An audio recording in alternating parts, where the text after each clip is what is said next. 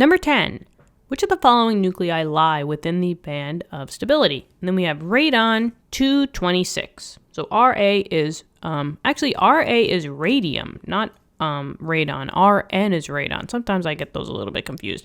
But Ra is radium. Ooh, even that word sounds unstable, right? Because, I mean, radium, radioactive. Is that a coincidence? I don't think so. So if you just want to say that radium will never be stable, you're absolutely correct. There's a couple of reasons why here. It's because all isotopes with an atomic mass, so a collective proton and neutron greater than 208, is always going to be unstable. Our atomic mass that they gave us was 226. That's huge. This is the bigger number, which is the atomic mass. So that means that there are 226 protons and neutrons collectively in the nucleus bouncing around, inside that nucleus. The more subatomic particles in the nucleus, the more chaotic it's going to get. And the more chaos that it is in there, it doesn't want to be chaotic, right? A nucleus just wants to be chill, wants to be stable.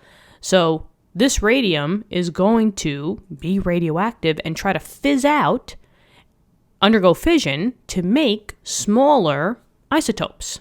And once you get smaller, you're going to be, a higher chance of being stable.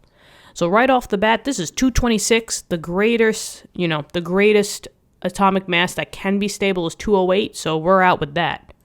The second thing is that if we did look at the atomic number, right, which is always the lower number of the two, and the atomic number is always the number of protons, and this can always be found on the periodic table.